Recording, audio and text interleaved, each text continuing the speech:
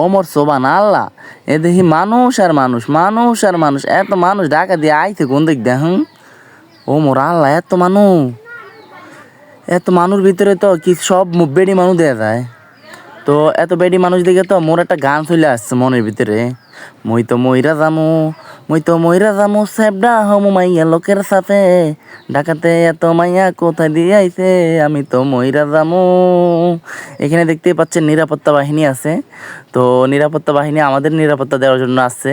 এখন ঈদের ঝঞ্ঝাট তো নিরাপত্তা বাহিনী নিজেরই নিরাপত্তা দিতে পারতেছে না, মানুষের ধাক্কা ধাক্কি অবস্থা খুবই খারাপ। দেখতে পাচ্ছেন লঞ্চের ভিতরে, লঞ্চের বাইরে কত পরিমাণ জ্যাম।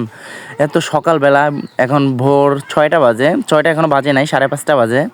ফজরের পরেই এত মানুষ সদরঘাটেতে এত মানুষের জন্য হাঁটে যায় না। তো আমি কোনো রকম একটু জায়গা পাইলাম, উঠে পড়লাম, উঠে ভিডিও করার জন্য, আপনাদেরকে দেখানোর জন্য, মানে নিজেও সিট করে না করে আগে ভিডিও করার জন্য বসে আছি। এই জন্য লাস্ট মুহূর্তে আমি নিজেও সিট পাই নাই। তো অনেক কষ্ট করে যাতায়াত করছি আজকে। হ্যাঁ, অনেক কষ্ট করে গ্রামে আসছি। তো দেখতেই পাচ্ছেন, আপনাদেরকে বারবার দেখাচ্ছি কত মানুষ, এখানে হাজার হাজার মানুষ। তো আমাদের লঞ্চটা এখনই ছেড়ে যাবে আমাদের গন্তব্যস্থানের লক্ষ্যে। তো দেখতেই পাচ্ছেন আস্তে আস্তে ভেগ দিচ্ছে লঞ্চটা। লাগতেছে মনের ভিতরে, সবার মনের ভিতরে একটাই আনন্দ লাগতেছে যে অনেকক্ষণ অপেক্ষা করার পরে, দীর্ঘক্ষণ অপেক্ষা করার পরে লঞ্চটা আসতে যখন ভেগ দিচ্ছে, সবার মনের ভিতরে মানে খুশিতে আত্মহারা সবাই। তো দেখতে পাচ্ছেন এখানে বরিশালের লঞ্চ, কী যে ভালো লাগতেছে। অনেকদিন পরে গ্রামে যাব, আনন্দে মনটা ভরে গেছে। সদরঘাটে দেখতে পাচ্ছেন পানিগুলো কিন্তু অনেক কালো, এত কালো ময়লা পানি, এত গন্ধ পানিগুলো থেকে। তো দেখতে পাচ্ছেন এক একটা লঞ্চ কত লম্বা লম্বা, কত বড় বড়। যখন আমাদের লঞ্চটা মানে ভেগ দিছে যাওয়ার জন্য, ওই যে ওখানে পানির ভিতরে, এত ময়লা পানির ভিতরে একজন লোক পানির ভিতরে নাইমা জাহাজের শেপ পরিষ্কার করে, পাকা পরিষ্কার করতেছে। দেখতে পাচ্ছেন ছোট ছোট নৌকাগুলো নদীর এই পার থেকে ওই পার যায়, কী যে ভালো লাগতেছে। মানে অনেকদিন পরে, আর এত ভোরবেলায় সকালের মিষ্টি একটা মানে আবহাওয়া এত ভালো লাগলো, মানে বলে বোঝাতে পারবো না, এতটা সুন্দর লাগতেছে আবহাওয়াটা। সকালের সৌন্দর্যটা আসলে অপরূপ সৌন্দর্য। এখনও সূর্য ওঠে নাই। তো আমি ভোলার উদ্দেশ্যে রওনা হয়েছি, আমি ভোলার ছেলে। খুবই ভালো লাগতেছে, যাইতেছি, খুব ভালো লাগতেছে, খুব আনন্দ লাগতেছে। মনের ভিতরে এত আনন্দ আপনাদেরকে বলে বোঝাতে পারবো না, মানে কতটা আনন্দ লাগতেছে আমার কাছে যে অনেকদিন পরে প্রিয় মাতৃভূমিতে যাচ্ছি।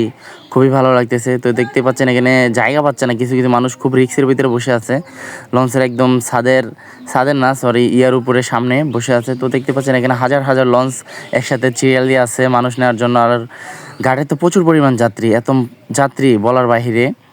তো দেখতে পাচ্ছেন লঞ্চের ভিতরে যেভাবে জায়গা পাইছে ওইভাবে বসে গেছে, কারণ প্রচুর যাত্রী, যেভাবে জায়গা পাইছে ওইভাবে বসে গেছে। এটা নিচতলা ডেকের ভিতরে কি পরিমাণ যাত্রী দেখতে পাচ্ছেন। তো অনেকদিন পরে প্রিয় জন্মভূমির দ্বীপ জেলা ভোলার দেখা পাইছি। মনের ভিতর খুব আনন্দ লাগতেছে। তো আমি আমাদের দ্বীপ জেলা ভোলার একটা কবিতা আপনাদেরকে শোনাবো।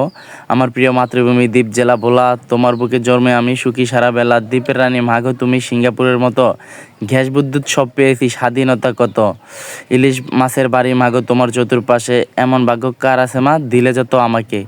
দেখতেই পাচ্ছেন খুব সুন্দর, খুব ভালো লাগতেছে গ্রামে আইসা। কি সুন্দর নৌকা, কি সুন্দর রাস্তা, কি সুন্দর নদীতে মানে জোয়ার ছিল, খালের ভিতরে প্রচুর পরিমাণ পানি। অনেক দিন পরে গ্রামে আসলাম, খুবই ভালো লাগতেছে, মন মাতানো একটা গ্রাম।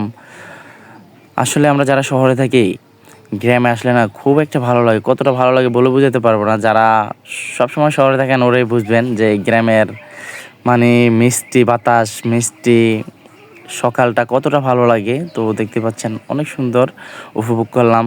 অসংখ্য ধন্যবাদ সবাইকে আমার ভিডিওটা শেষ পর্যন্ত দেখার জন্য।